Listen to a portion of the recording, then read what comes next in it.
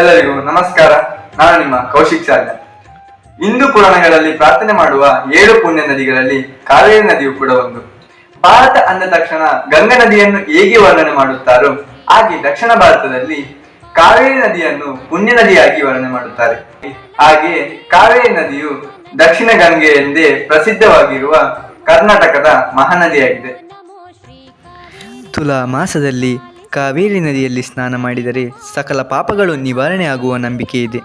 ಕೊಡಗಿನವರು ಕಾವೇರಿಯನ್ನು ಕುಲದೇವತೆಯನ್ನಾಗಿ ಪೂಜಿಸುತ್ತಾರೆ. ಕಾವೇರಿ ಪುರಾಣಗಳಲ್ಲಿ ವರ್ಣಿಸಲಾಗಿರುವ ಸಪ್ತ ಪುಣ್ಯ ನದಿಗಳಲ್ಲಿ ಒಂದಾಗಿದೆ. ನಾಡಿನ ಜೀವನದಿಯಾಗಿರುವ ಕಾವೇರಿ ಹುಟ್ಟಿದ ಬಗ್ಗೆ ಪುರಾಣದಲ್ಲೊಂದು ಕಥೆ ಇದೆ. ಮಕ್ಕಳಿಲ್ಲದ ಕವೇರ ಎಂಬ ರಾಜನು ಬ್ರಹ್ಮನನ್ನು ಕುರಿತು ತಪಸ್ಸನ್ನು ಆಚರಿಸಿದ. ಕವೇರನ ತಪಸ್ಸಿಗೆ ಮೆರೆದ ಬ್ರಹ್ಮದೇವ ತನ್ನ ಸಾಕುಮಗಳಾದ ಲೋಪಮುದ್ರೆಯನ್ನು ಕವೇರನಿಗೆ ಮಗಳಾಗಿ ಅನುಗ್ರಹಿಸಿದ. ಬ್ರಹ್ಮಪುತ್ರೆಯಾದ ಲೋಪಮುದ್ರೆಯು ಅಂದಿನಿಂದ ಕವೇರನ ಮಗಳಾಗಿ ಕಾವೇರಿ ಎಂಬ ಹೆಸರನ್ನು ಪಡೆದಳು.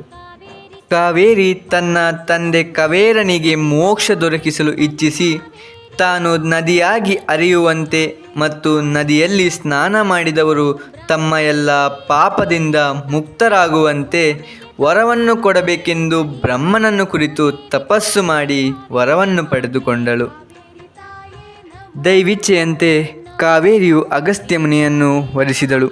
ನಾಡಿನ ಜಲಕ್ಷಾಮವನ್ನು ಎದುರಿಸುತ್ತಿರುವಾಗ ಲೋಕ ಕಲ್ಯಾಣಕ್ಕಾಗಿ ನದಿಯಾಗಿ ಹರಿಯಬೇಕೆಂಬ ತನ್ನ ಇಚ್ಛೆಯನ್ನು ಅಗಸ್ತ್ಯರಲ್ಲಿ ಹೇಳಿಕೊಂಡಾಗ ಕೋಪಗೊಂಡ ಅಗಸ್ತ್ಯರು ಕಾವೇರಿಯನ್ನು ನೀರಾಗಿ ಪರಿವರ್ತಿಸಿ ತಮ್ಮ ಕಮಂಡಲದಲ್ಲಿ ಶೇಖರಿಸಿಕೊಳ್ಳುತ್ತಾರೆ.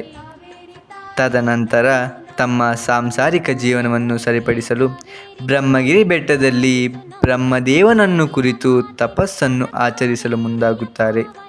ಕಾವೇರಿಯನ್ನು ಹೇಗಾದರೂ ಬಂಧ ಮುಕ್ತಗೊಳಿಸಬೇಕೆಂದು ಯೋಚಿಸಿದ ಮುನಿಗಳು ಗಣಪತಿಯ ಮೊರೆ ಹೋಗುತ್ತಾರೆ.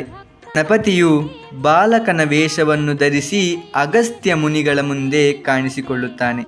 ತದನಂತರ ಒಂದು ಕಾಗೆಯ ರೂಪವನ್ನು ಧರಿಸಿ ಕಮಂಡಲವನ್ನು ನೆಲಕ್ಕೆ ಉರುಳಿಸುತ್ತಾನೆ. ಕಾವೇರಿಯು ಕಮಂಡಲವನ್ನು ಚಿಮ್ಮಿ ಹೊರಬರುತ್ತಾಳೆ. ನೀರಿನ ರೂಪದಲ್ಲಿದ್ದ ಕಾವೇರಿಯು ರಭಸದಿಂದ ಹರಿಯಲು ಪ್ರಾರಂಭಿಸುತ್ತಾಳೆ. ಹೀಗೆ ರಭಸವಾಗಿ ಹರಿಯುತ್ತಿರುವ ಕಾವೇರಿಯ ಸೀರೆ ಹಿಂದು ಮುಂದು ಆಗುತ್ತದೆ. ಹೀಗೆ ಅಗಸ್ತ್ಯ ಮುನಿಗಳಿಂದ ಸ್ವತಂತ್ರಳಾದ ಕಾವೇರಿ ನದಿಯಾಗಿ ಹರಿಯುವ ನೆನಪಿಗಾಗಿ ಕೊಡಗಿನ ಮಹಿಳೆಯರು ನೆರೆಗೆ ಹಿಂದೆ ಬರುವ ಹಾಗೆ ಸೀರೆಯನ್ನು ಉಡುತ್ತಾರೆ. ಕಾವೇರಿ ಹುಟ್ಟಿ ಹರಿಯುವ ಸ್ಥಳವೇ ತಲಕಾವೇರಿ.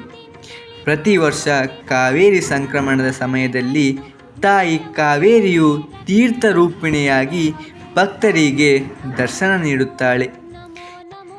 ಇಲ್ಲಿ ಅಗಸ್ತೇಶ್ವರ ಹಾಗೂ ಗಣಪತಿಯ ದೇವಾಲಯ ಕೂಡ ಇದೆ.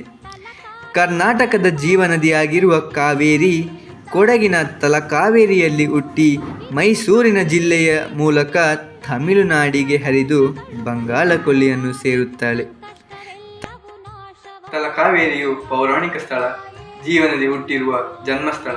ಹೀಗಾಗಿ ಭಕ್ತರಿಗೆ ಇದು ಪುಣ್ಯ ಸ್ಥಳವಾಗಿ ಮೆರೆದಿದೆ. ಕಾವೇರಿ ತಾಯೇ ನಮೋ ನಮೋ.